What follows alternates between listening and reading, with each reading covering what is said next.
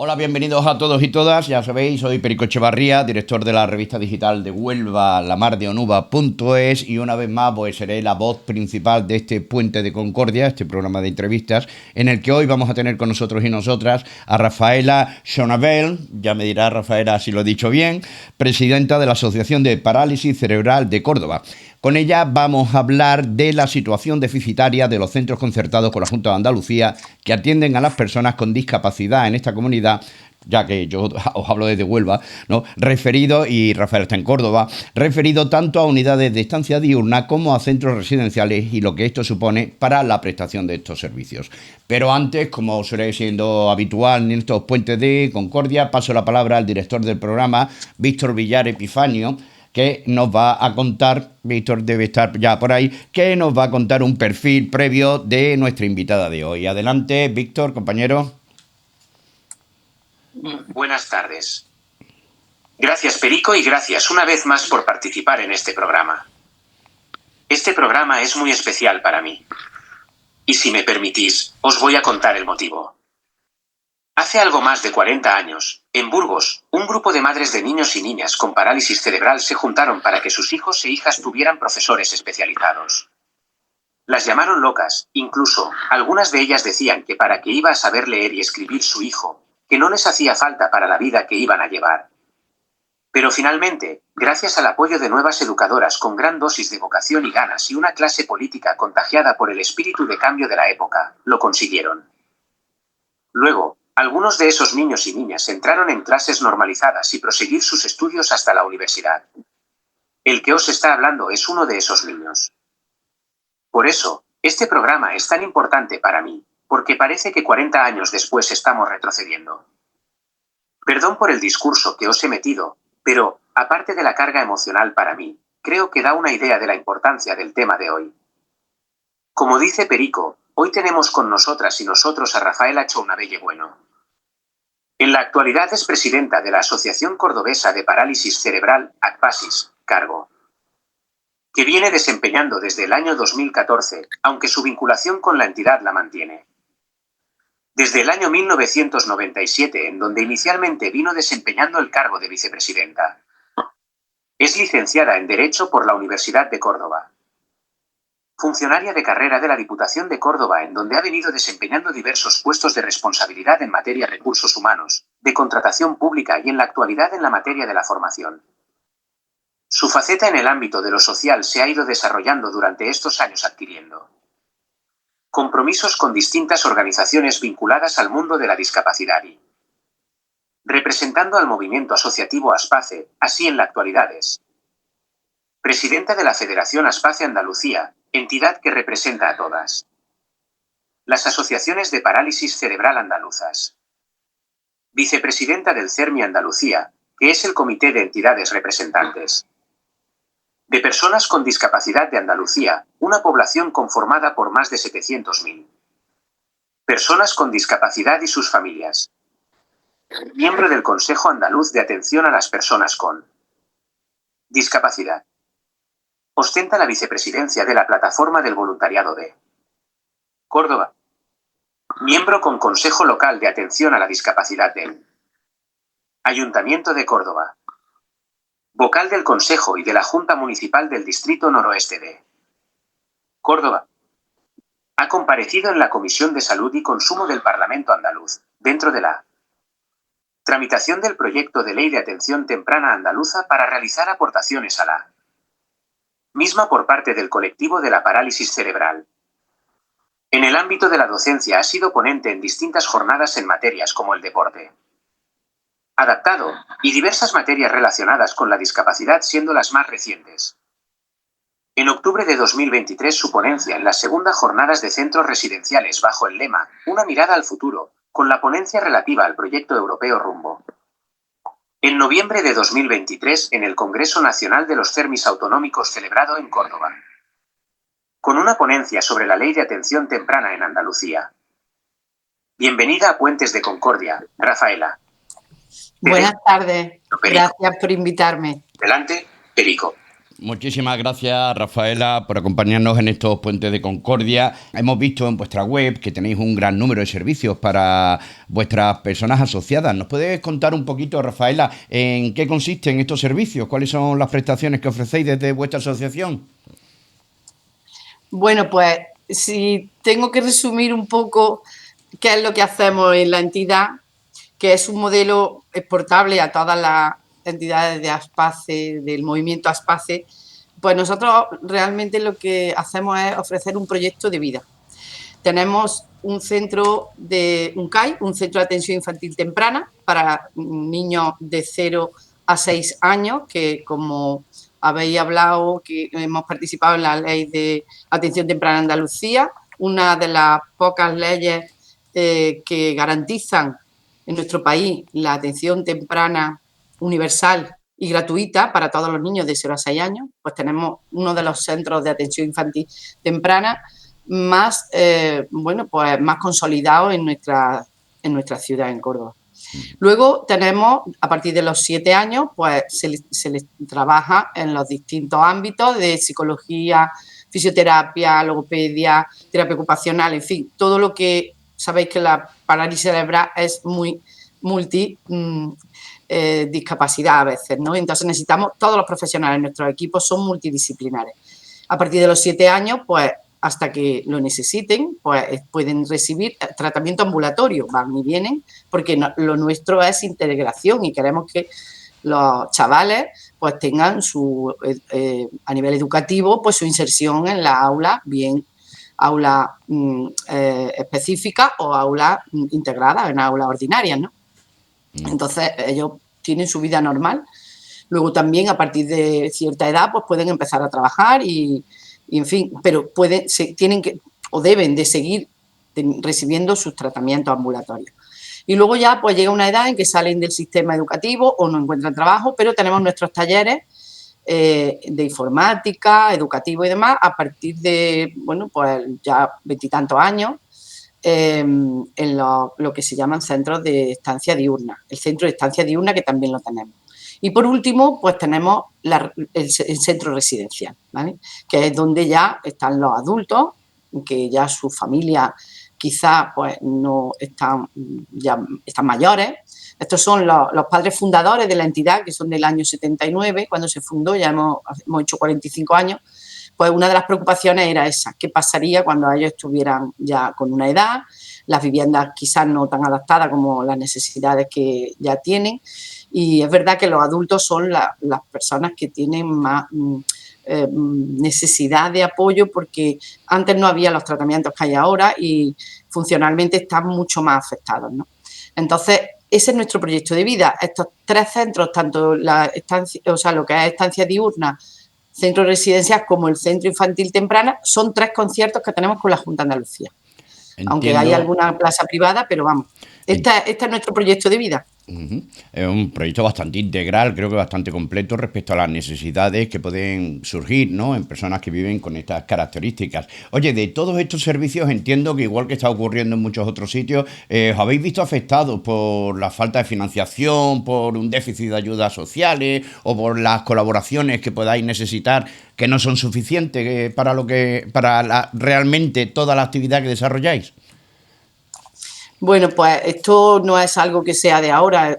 Venimos arrastrando un déficit de hace tiempo. Nosotros, nuestros dispositivos, sobre todo los centros de estancia diurna, que sabéis que tienen que recoger de las casas para traerlos a los talleres, comen en el centro y luego vuelven. Pues hay partes de ese servicio que no están metidas dentro de los conciertos, entonces eso va acumulando un cierto déficit. Pero claro, ese déficit que más o menos podíamos ir manteniéndolo, es verdad que a nivel local, tanto administración local como es diputación, ayuntamiento, entidades privadas, siempre estamos. Sabéis que, si conocéis este movimiento, aunque la discapacidad es un poco generalizado, pero en nuestro, como somos entidades de familiares, pues aglutinamos a toda la familia, parientes, amigos, no sé qué, hacemos siempre carreras, en fin, estamos siempre buscando financiación fuera de lo que son los conciertos. ¿Qué ocurre? Que a todo ese déficit que se viene acumulando de años, pues Ahora viene una pandemia que nos dejó lastrados totalmente, porque nadie estábamos preparados para eso, pero los nuestros eran los más vulnerables y tuvimos que sacar esos pequeños colchones o dinerito que había para poder estar, tranquilos. Hubo que sacar para mascarillas, hacer compras, protección para que ellos no sufrieran este ataque tan tremendo y devastador que fue la pandemia. Ahí se nos volcó muchísimo el tema de el balance, ¿no? Ahí ya hubo un déficit importante. Pero es que luego, después de eso, pues ha venido un problema de tema de suministro encarecido, el petróleo, en fin, la electricidad. Aunque nosotros hacemos inversiones continuamente, fotovoltaicas, intentamos hacer todo lo más sostenible posible, lo más económico, pero los precios, la bolsa de la compra, porque tenemos cocina propia y, bueno, pues sufrimos pues como cualquier familia los precios de mercado, ¿no? Luego, que si la guerra de Ucrania, luego, en fin, todo lo que tenemos, todo el mundo sabemos lo que tenemos, pero es que el problema se ha desembocado este año de una manera extraordinaria, porque llevamos 3 años que no subía el convenio que se negocia a nivel nacional, y es verdad que, bueno, pues no habían tenido subida los trabajadores, aunque nosotros sí hemos ido subiendo un poquito, porque nosotros tenemos 80 y tantos trabajadores, ¿de acuerdo? No es una entidad muy grande, tampoco pequeña, pero abrir la persiana de Aspaci da vértigo algunas veces, porque muchas familias dependen de nuestra estabilidad.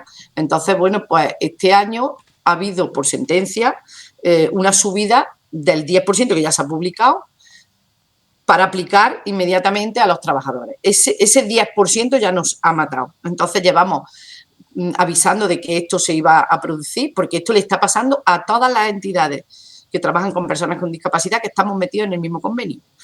Tenemos que considerar que el salario mínimo interprofesional en 3 años ha subido un 60%. Estaba en 700 y pico y llevamos por 1000 y pico.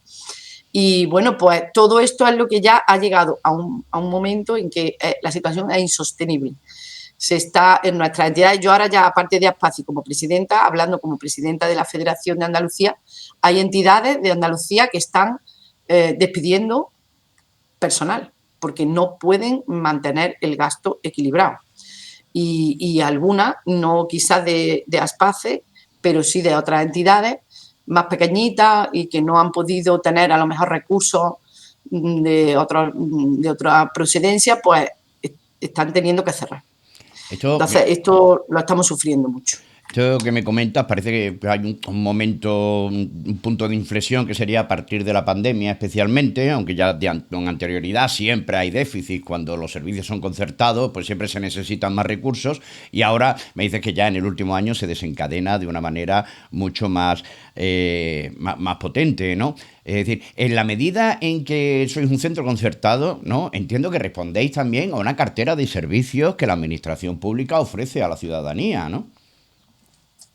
Bueno, claro, todo está regulado por un concierto, es un contrato de gestión de servicio público que realmente debería de prestar la propia administración con sus propios medios, pero es como cuando llegó la educación y llegó un momento que no había colegios suficientes y concertaron con privados. Nosotros somos entidades privadas, pero con la característica que somos entidades sin ánimo de lucro y la mayoría declaradas de utilidad pública. Entonces, ¿qué ocurre? Que, bueno, pues los servicios los íbamos prestando. Antes de que se concertaran, la atención temprana la pagaban los padres, se pedían subvenciones, ayudas, no eran concertados, pero era así. Las unidades de día, pues se pagaban como se podían. Entonces, cuando llega el momento en que ya se presta dentro de una normativa de la ley de dependencia, de la ley de atención temprana, pues eso ya va regulado y lleva unos precios, y los dispositivos, dependiendo de la discapacidad, pues tienen unos precios u otros porque te exigen unas ratios de profesionales, ¿de acuerdo? Nuestras ratios son muy elevadas porque son gravemente afectados y casi 1:1. Entonces, hay otras entidades que no tienen ese déficit porque están acusados porque las ratios son más bajitas y pueden trabajar con más usuarios un trabajador. ¿vale? Entonces, nuestro tema es bastante complicado. ¿Qué ocurre? Que si además a todo eso no están bien dimensionados, porque si queremos dar lo que hoy día, que es el enfoque de la persona, queremos hacer ocio, queremos temas culturales, queremos darle una vida plena, y tenemos que usar transporte, hay una serie de cosas que no están incluidas, los seguros de los vehículos, las reparaciones, el suministro de, la gasolina no en todas sus ámbitos, en fin, todo eso va acumulando déficit y claro, los más débiles somos los que sufrimos más este déficit, Entiendo evidentemente. perfectamente. Es que esto es una cosa, a la medida, como decíamos, que si hablamos de una cartera de servicios públicos, pues si estos servicios públicos se incrementa el coste, lo que no puede resultar al final es que el coste recaiga sobre la espalda de las asociaciones, de los colectivos, especialmente cuando estos son sin ánimo de lucro, ¿no? Que asumen esa responsabilidad que la administración no está asumiendo por sí misma. Estamos ahí en ese escenario, entiendo, ¿verdad?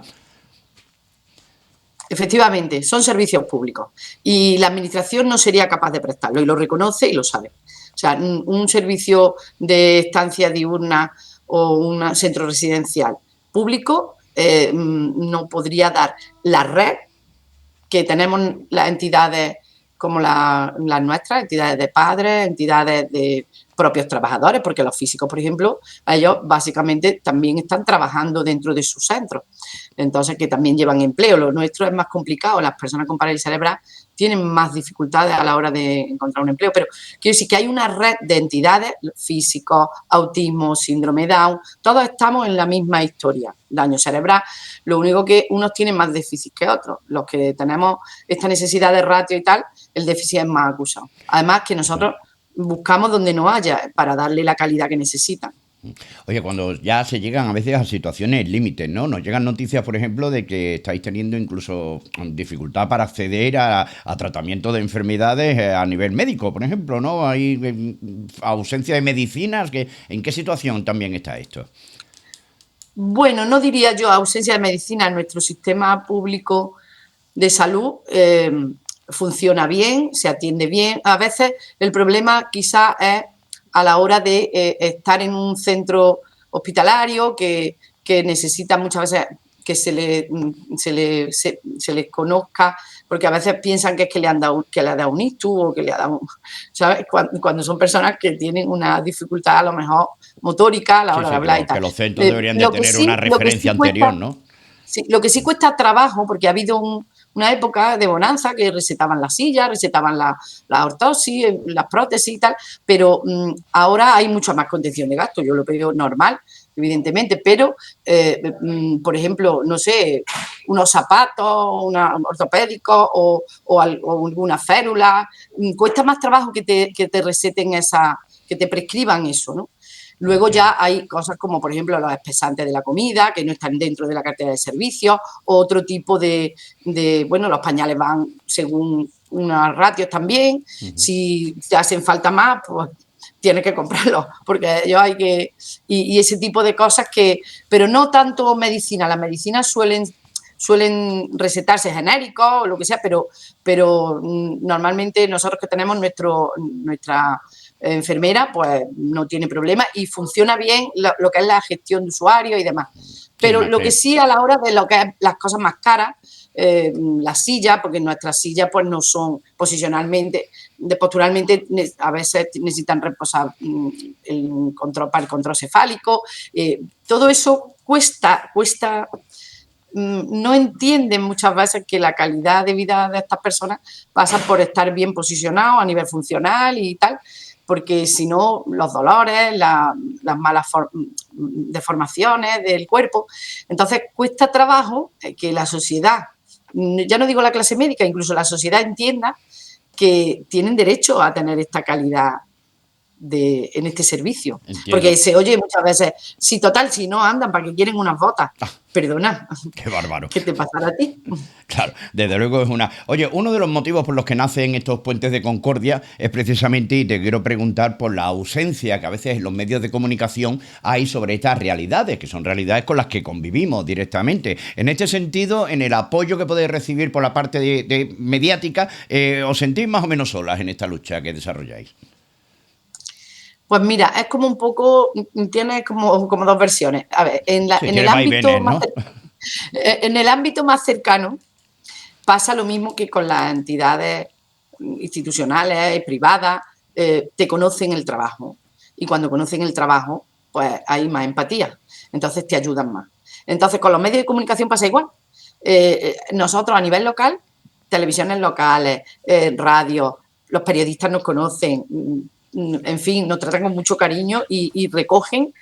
Ahora que hemos tenido la campaña esta de protesta y demás, pues han recogido escuetamente, pero bueno, sabéis que los medios de comunicación hoy día tienen un problema mediático con quién paga los anuncios y quién hace las cosas, ¿no? Ya te digo. Pero bueno, yo tampoco voy a hacer crítica de eso, porque la verdad es que a nivel nuestro... No te preocupes, que esa parte crítica, si quieres, esa la parte pongo buena, yo. ¿no? Esa la pongo yo, si quieres. Oye, ahora, mira, luego sí, ya, dime. repercusión de cosas, yo veo cosas en televisión y veo cosas en prensa nacional que tienen mucha menos importancia y sin embargo nosotros fuimos el día 3 de diciembre, el día de la discapacidad, a San Telmo y fuimos a protestar, evidentemente, toda la discapacidad, 15.000 personas estuvimos allí.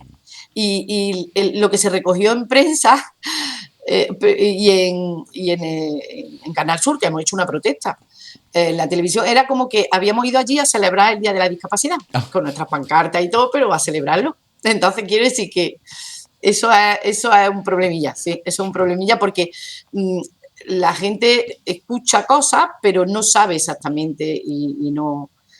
Cuando hacemos las manifestaciones allí en la puerta y estamos por el barrio o vamos al centro y tal, pues la gente nos mira y dice, bueno, ¿qué les pasará a esto? Tal, falta de financiación, pero no se entera. Hoy día hay una desafectación de la sociedad por problemas que no son suyos, eso ya lo sabemos. Y si te toca un familiar, pues sí está ahí enterado, pero si no, sí, claro, tampoco le prestas mucha atención. Hay que ponerse en los zapatos de quien vive una situación antes de darle recomendaciones o decirle por dónde tiene que caminar, eso desde luego.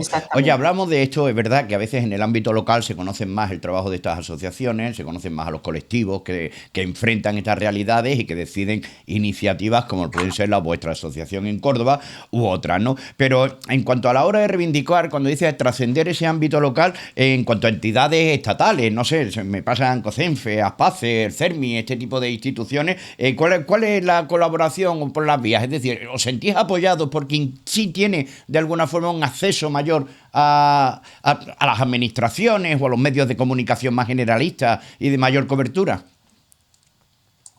A ver, nosotros, el movimiento asociativo ASPACE, al igual que prácticamente tenemos todos la misma hoja de ruta en ese sentido o las mismas estructuras, nosotros somos asociaciones a nivel provincial, tanto físicos, porque me has dicho varias de las que hay aquí en Córdoba, tenemos prácticamente todo el espectro, desde lo que es Down, autismo, físico, daño cerebral, enfermedad mental, ASPACE, todos tenemos a nivel provincial. Algunos tienen una asociación por provincia y otras tienen por distintos pueblos y tal, entonces a nivel provincial. Luego está a nivel Federación de Andalucía y luego están las confederaciones, que es a nivel nacional. Eso casi todo el movimiento asociativo tiene esa estructura, está bien armado y organizado. ¿Qué ocurre? Pues desde la federación, las federaciones, estamos dando voz a todo esto y de hecho nuestras federaciones están representadas en CERMI Andalucía, que es el que ha organizado todo este movimiento de protesta y de, bueno, hemos estado casi 2 años, año y medio, negociando con la administración antes de salir a la calle, ¿eh? Y hemos hecho cosas previas antes de esa gran manifestación. Y eso se ha hecho, pues como no puede ser de otra manera, con un movimiento articulado en una entidad como es CERMI Andalucía. ¿Qué ocurre? Que ahora estamos reivindicando el apoyo y es verdad que ellos ahora estamos planteando un tipo no digo protesta, pero sí alguna una llamada de atención. Una acción que va a hacerse de apoyo a CERMI Andalucía por parte de CERMI estatal, porque el CERMI también tiene su homólogo a nivel estatal, donde están todas las confederaciones, ¿vale? Entonces, sí nos apoyan, a veces les resulta extraño porque ahora mismo la Junta de Andalucía, el problema que tiene es que como no hay presupuestos del Estado, eso es lo que nos dicen, como no hay presupuestos, están prorrogados, pues no pueden poner más dinero porque ellos Pero esto es mantienen importante, que el la tema de la gente sepa. dependencia 50% y tal. Sin embargo, en otras comunidades autónomas, con el mismo problema y con el mismo tipo de partido en el gobierno, quiero decir que no es un tema específico político tal, sino yo creo que es situación coyuntural, pues han subido en los conciertos hasta un 11%. Claro, es Y que sin embargo están en la misma situación. hay que recordarle a la gente que un presupuesto esté prorrogado no significa que el país esté sin presupuesto. Es decir, No, porque habéis visto que hemos tenido el decreto ómnibus, que ha tenido una financiación extraordinaria. Ahora la universidad en Córdoba, en Andalucía también se ha buscado un presupuesto adicional y se ha dotado de 20 no sé cuántos millones, en fin, sí, cuando se quiere se puede. que son créditos extraordinarios. Hay remanentes de otro año que han podido pasar. En fin, cuando se quiere buscar dinero, se encuentra. Lo que pasa es que yo creo que ahora mismo estamos en un momento a nivel institucional, con el tema central del gobierno nacional y las comunidades autónomas, bastante complicado, eso es comprensible, pero lo que no puede ser es que los que más lo necesitan, las personas más vulnerables, sean las que se queden por donde se rompa la cuerda. Eso es lo que es inadmisible y lo que no estamos dispuestos a permitir. Entiendo, Rafaela, que en la medida en que habéis decidido movilizaros, iniciar campañas, solicitar ayudas y todo eso, porque se está llegando a lo mejor a un punto crítico. ¿En qué situación está en este momento el tema? Y me gustaría ya, y para ir terminando, saber si tenéis acciones en el calendario inminentes o que podamos ir conociendo. ¿Cuál es vuestro plan de ruta, vuestra hoja de ruta para plantear toda esta problemática a las administraciones? Mira, nosotros empezamos en el mes de octubre del año pasado con paros que íbamos gestionándolos con una hoja de ruta que desembocaron, como os digo, en el 3 de diciembre allí en San Telmo. Vinieron luego las Navidades, hubo un pequeño... aquello nos sentó muy bien, evidentemente. No, a nadie le gusta que vayan a la puerta a pitar, eso está claro. Hubo como una especie de separación de, hasta aquí hemos llegado, enero y febrero ha sido así. En marzo había unos contactos y se ha posibilitado tener una reunión con la consejera de Inclusión, que es quien depende de los conciertos de unidades de día y residencia, y hemos tenido ya una reunión no muy fructífera en cuanto a resultados, pero por lo menos ya se ha recuperado la interlocución. Y ahora mismo estamos en un momento importante siempre. Es importante, sí. Y ahora estamos intentando montar una mesa otra vez volver a donde hemos estado año y pico, pero quizás con otra visión y quizás con otra cercanía del problema y se va a volver a mantener esas reuniones de negociadoras que van, por un lado, a resolver lo que queremos. La hoja de ruta es, como prioridad, resolver el problema de este año, que ya está aplicándose el 10% a los trabajadores y es insostenible. Entonces, buscar a ver qué pasa, si hay aprobación de presupuesto o no a nivel estatal, y hay algo, que parece que puede ser que para mayo haya algo, y luego ya, pues lo que sí nos tenemos que sentar a negociar, porque estos precios que hay en los dispositivos son del año 96, y depende de qué voluntad política haya cada año, nos suben a veces el 2, otra vez el 4,5, dependiendo de las coyunturas, ¿no? Alguna vez nos han subido el 6, pero nada es excepcional, vamos. Entonces, no podemos depender de esa voluntad política. Queremos establecer en esa negociación un sistema que con la ley de desestación esta, que no permite subir la revisión automática de los conciertos y demás, pues que a ver si eso se puede quitar y que haya una fórmula en los conciertos, en los contratos, que se pueda ir adaptando a IPC o a algún tipo de cuestión que no tengamos que estar pidiendo a ver qué es la voluntad política de quien esté mandando en el gobierno, ¿no?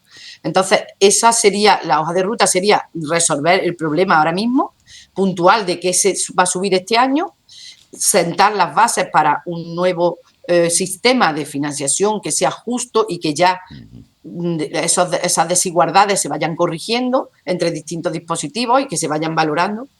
Y luego ya, pues, no sé, ahora mismo estamos con el modelo de la ley de dependencia, que es insostenible, y no sé si, porque nosotros nos meten siempre con mayores, y la dependencia es verdad que es todo, pero la dependencia de las personas mayores no es igual que de las personas con discapacidad. Entonces hay que ir limpiando todo esto y dejándolo claro. Luego requisitos materiales y funcionales, el IRPF, el 07, del reparto del 07, está cambiando muchísimo el escenario, han surgido muchísimas entidades, ya el reparto cada vez es menor, con lo cual las entidades también sufren esa minoración de ingresos.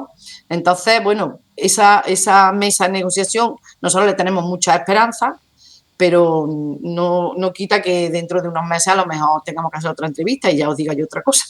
Pues esperemos que no sea así. Pues nada, hemos agotado un poquito más de media hora, hemos intentado que no sea muy largo este espacio. Quiero darte las gracias, Rafaela, por haber respondido a nuestras preguntas. Esperamos que este puente de Concordia sea también un puente para que las administraciones y la opinión pública conozca esta realidad que nos estás planteando, que no es bonita, excepto... No es bonita la situación en la que la estáis desarrollando. Obviamente es muy necesaria y es muy hermoso ver a esa cantidad de gente que se presta a ayudar a las personas que lo necesitan, que al fin y al cabo son nuestros compañeros, compañeras, vecinos y vecinas, cuando no familiares cercanos o personas muy amadas. Rafaela, muchísimas gracias por participar en Puente de Concordia. Gracias a vosotros si quieres añadir algo. Por esta ventana y por este espacio tan bonito y con esta motivación tan importante que es necesaria, y que esta ventana, bueno, pues se pueda conocer estas situaciones y que la sociedad sea más empática y generosa con las personas que más lo necesitan, porque en cualquier momento cualquiera podemos estar en una situación parecida y hay que estar con esa concienciación, y es fundamental el trabajo que hacéis. Pues gracias. Lo dicho, Rafaela, muchísimas gracias y ponemos punto y final aquí en esta edición de Puente de Concordia. Nos vemos muy pronto. Un abrazo a todas y todos.